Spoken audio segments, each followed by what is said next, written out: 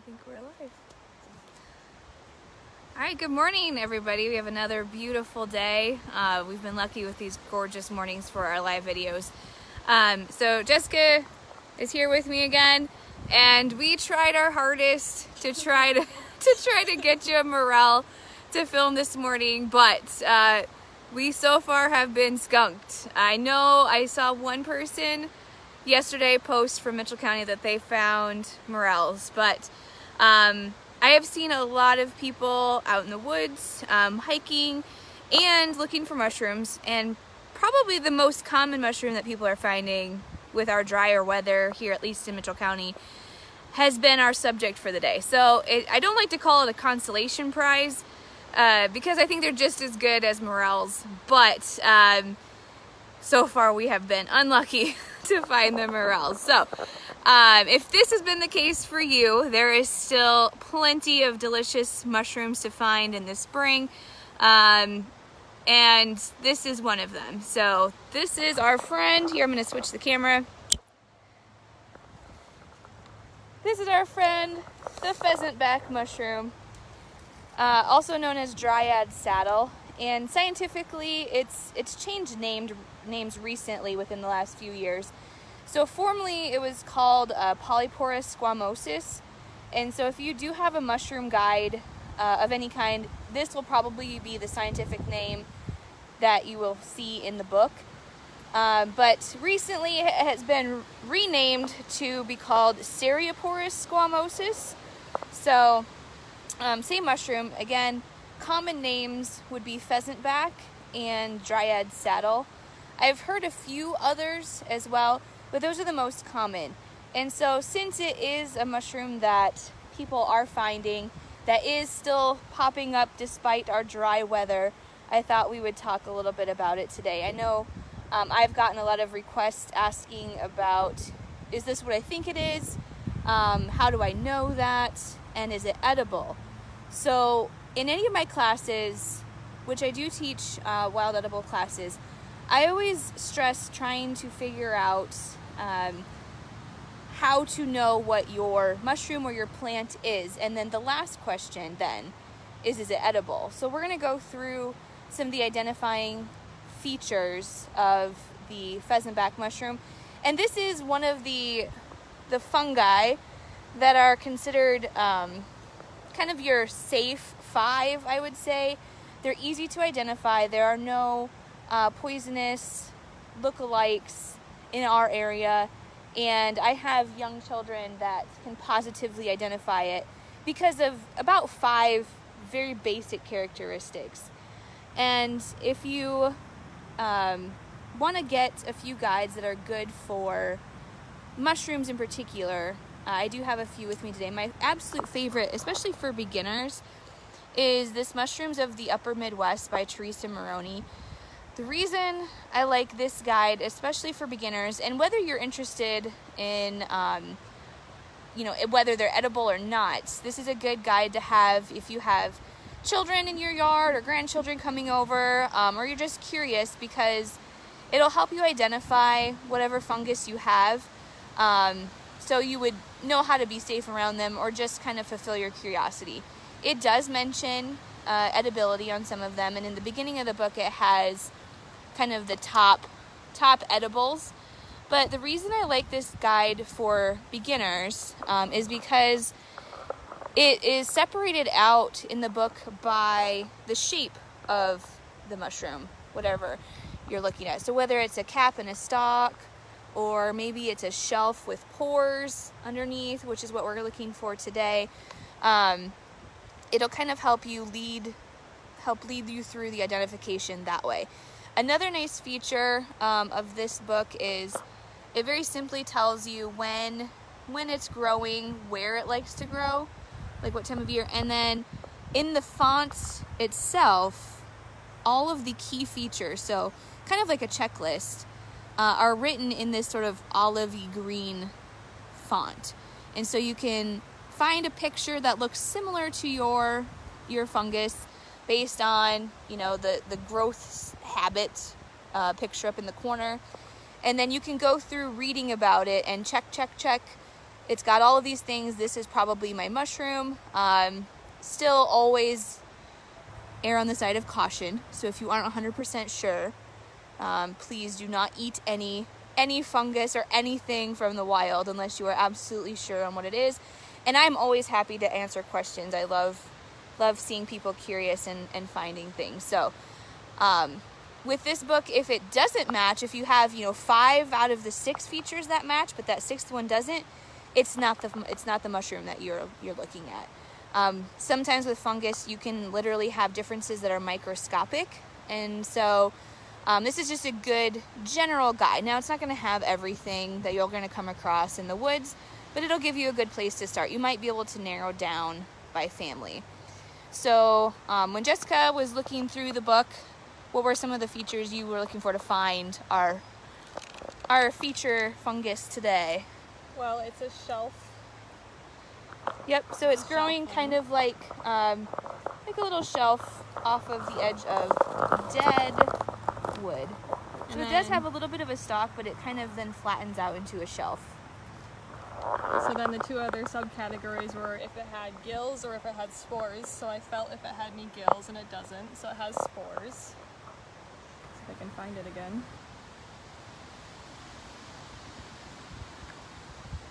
Oh, I think you passed it. There he is. Yep. So then, so shelf with pores, and then just based on the image there, she found our fungus of the day. So it does have those key features, like I said, in green, so you can kind of use it as a checklist. So for me, when identifying the pheasant back mushroom, these are the things that I look for and talk to people about so they can identify it. Number 1, like I said, it is growing on dead wood. So you're not ever going to find a pheasant back on a live standing tree. Now that tree might still be standing, but it's dead, and you could find a pheasant back there, but it's always on dead wood. And it's less particular about the level of dead than morels are. So you'll often find them on the same trees or near the same trees that you are looking for morels. So again, it's not, I don't like to say a consolation prize, but another treat you can take from the woods if you are getting skunked like we are and not finding morels. So dead wood, and often it is elm, and so that is one thing. It does grow on a few other species of tree, but always very, very dead. And it could be on the ground or it could be standing. The second is, again, that shelf-like growth pattern. So I'm going to try to sneak down again here, where it does have usually some kind of little bit of a stalk, but then it flattens out into a little shelf. And the other name, the dryad saddle, dryad is a name of a fairy. And so if you can think about a fairy sitting on this saddle or sitting on this shelf is a good way to think about that shape.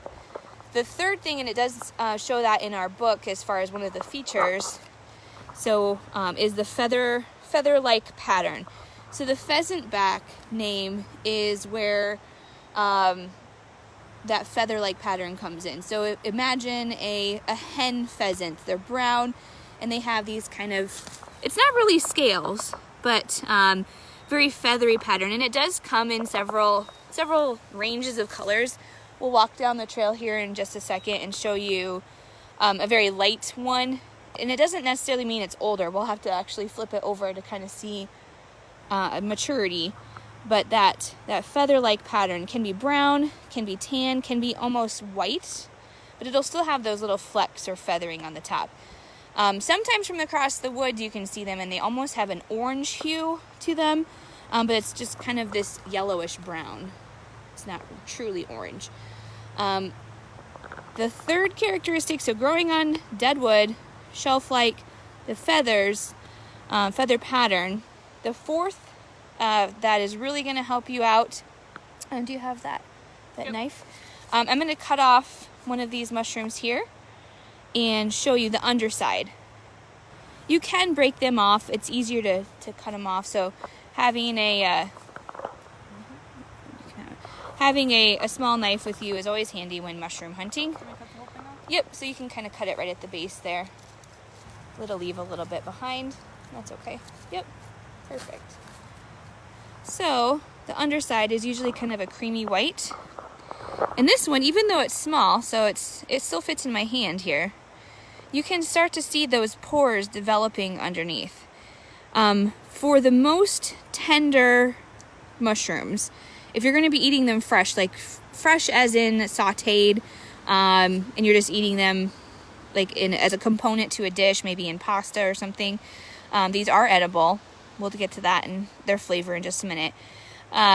You want to look for the smallest pores possible. So these are actually still pretty good. And if you take your knife and just kind of run without any pressure from the outside edge in, wherever that knife stops, so like all the way through it. Oh, okay. Yep. Okay, so it stops about right Yep. there. You're getting some resistance. That's a good way to measure the tenderness. So what I would recommend with this one, since the pores are a little more developed, you could harvest this mushroom and start at that outside edge, and without applying really any pressure, keep making slices in toward the stalk or the base. Yep. And that's going to be the most tender bits for this particular shelf. And then what I would do is I would take my knife and kind of cut all the way around, so I'd have lots of little strips then that I would take away from this mushroom for a fresh eating. Now, if you find one that has very, very tiny pores underneath, almost that you can't see them, pretty much the whole thing will be tender enough to eat, just as a fresh. It is recommended that all wild mushrooms are cooked before eating. So no matter how you are cooking it, like I said, fresh eating would be more of like a saute in a soup, that kind of thing. However, don't throw the tougher parts away, because I actually have some in my dehydrator at home right now.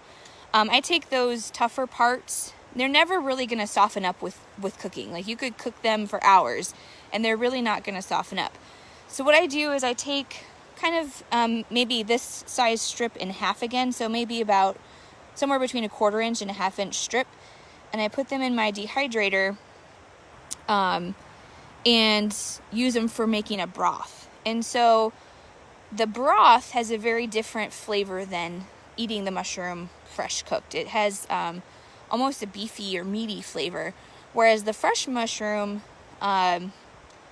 has a flavor very reminiscent of the scent, which is that 5th characteristic that will help you identify this fungus for sure. So once you have deadwood, growing shelf-like, feather pattern, pores underneath, or holes underneath, the last really good key to check off your list is the scent. And in the book that we were just showing, it does mention one of the flavors or scents. And for me, and according to the book, it smells like the green part of a watermelon, so the watermelon rind. I have had students tell me it smells like raw potato. And Jessica even said it kind of smelled, Yep. what did you say, starchy? Yeah, I said it just smelled starchy. Yep. When I put it in the dehydrator yesterday, 2 days ago, it smelled like wet bread. It smelled very yeasty. So you can sometimes get that soggy bread scent. And occasionally I have had a few people say it smells like cucumber. I would say that's probably the least common scent, but I could see that. But watermelon rind and raw potato, kind of a starchy, wet, soggy starch flavor scent. And it does have a little bit of a different flavor than if you're expecting something like a portobello or even a morel has kind of a rich, meaty flavor. The pheasant back doesn't have that. It has a very light flavor. And so it's really, really great and diverse because of that. So some of the favorite recipes that I like to use are just sauteing up with an oil of preference, so whether it's olive oil or a little bit of butter, salt, pepper, some garlic, maybe some other wild edibles that you may know for the springtime that end up in my saute pan with pheasant backs anyway. and just eating it on top of like a steak or a burger, mixed in with some pasta, a soup like I said before. There's also a really fun dish you can do if you take these thin strips and saute them until they're crispy. You can kind of make like a pheasant back mock bacon, if you will. And so you could top salads with those little crispy strips of mushroom, or even make, I call it a PLT. So instead of a BLT, like a bacon, lettuce, tomato sandwich, you can do a pheasant back lettuce, tomato sandwich. And that's kind of a fun way to eat this one too. And like I said, if you find some that are a little bit further maturity, I don't know if you want to cut that one off, and we'll see what that guy looks like. He's a little bit bigger. That doesn't necessarily mean he's less tender. So size sometimes can be misleading. Typically, the bigger or larger that shelf, the more mature it's going to be. And yep, you can see quite well those pores under there. That's where the reproductive portion of the fungus is going to drop out. So they're called spores. They're not quite like seeds, but all of the little tiny microscopic pores very much look like dust or powder. If you do get a chance to see them drop out, will come out of all those little pores underneath. So this guy is probably a little bit tougher. You might have seen in the video, he is breaking a little bit on the edge. So that's a tender part there. But I would take this guy and slice him up into thin strips and dehydrate him to use for that broth, which again has a very different flavor than the fresh mushroom. So we're gonna show you kind of some different growth stages of this fungus here, just down the trail, in some different colors.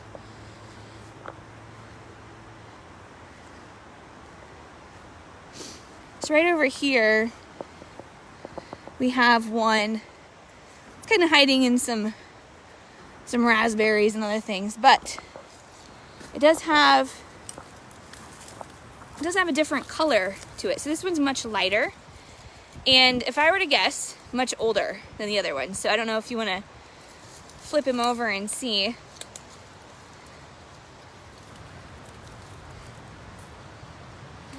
I say it almost looks like there's some other fungus happening. Yeah, so very large pores there. They will kind of fade out as they age, and there's almost a mold growing on this one. So I would not recommend this one for harvesting and eating. We'll let that guy stay there and release his spores. But just over here is a stage that a lot of people like to harvest pheasant backs, and that is called the pig nose stage. So these guys look like little pig snouts, and they are just fresh growing out of this log. And if you want to cut one of those off, if we look underneath, we probably won't be able to see any pores at all, or not hardly. Very little. Very little, yep. So tiny little pores. That guy would be great for pretty much eating completely as he is, with no waste there. But it's always really fun to see these little pig snouts coming out of the tree. But it still has those 5 characteristics. Does it still have a smell? Yep, so still has that scent of watermelon rind or raw potato, growing off of dead wood, shelf-like, even though it's more snout-like, but it does have that flattened top with a larger base, gonna flatten out more into a shelf. Pores underneath, feathery pattern on top. So, like I said, it does typically grow on elms, with several other trees. So if you are getting no luck finding your spring morels, it really is because we've been so dry here. Pretty much every county around us has gotten a little bit more rain than we have.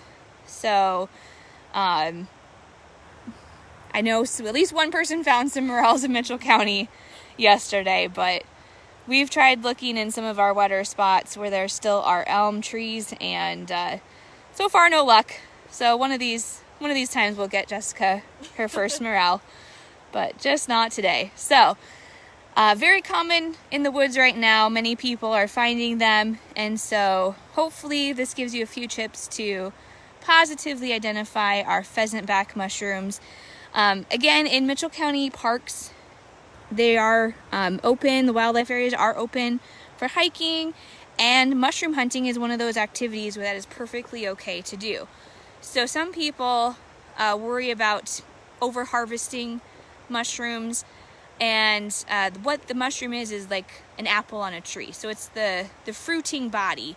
Most of the biomass, or what makes up that fungus, is actually mycelium. It's kind of like little roots almost. And those little roots or mycelium are going to be all underneath this, in this case, this moss, and feeding into the wood. So this is just the fruiting structure, the reproductive structure, and you don't have to worry about over harvest, particularly of this one. But it always is good to leave a few behind for reproduction or for somebody else to find. So only take what you could eat or store in a reasonable amount of time. They do freeze well if you do a quick saute. Vacuum pack and freeze them. They do freeze well too, so you can enjoy them later on in the season. But have fun hunting. Hopefully you don't get skunked and you do find some morels. But if not, this is another alternative that you can look for. But yes, mushroom hunting is permitted in Mitchell County areas. Just be considerate, keep your distance of any other people out on the trails or in the woods, and leave a few behind to reproduce. So if you have any questions about pheasant back mushrooms or other springtime mushrooms, no, I can't reveal my secret spots. Everybody's always like, where do I find morels? And it's a closely guarded secret. But I'm happy to share tips and tricks on how to find your own, and I would love to know what you guys are finding. If there maybe is more people that are finding morels in Mitchell County, I don't need to know where. Just knowing that they are starting to pop up would be good. And I think we're supposed to get some rain this afternoon, so that should help.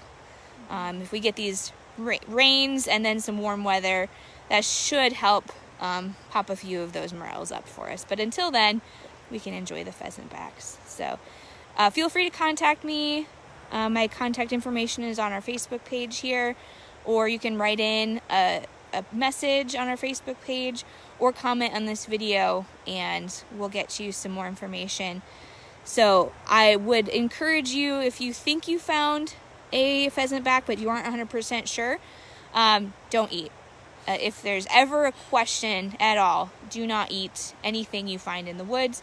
And I am happy to answer questions. I love getting picture messages and saying, is this what I think it is? Or what is this? Or how can I learn more about this thing? And I love being able to help out that way. I would much rather have you message me and ask a question than be misinformed or have a misidentification. One last little thing, as with any new food, wild or not, it's always good to start off small.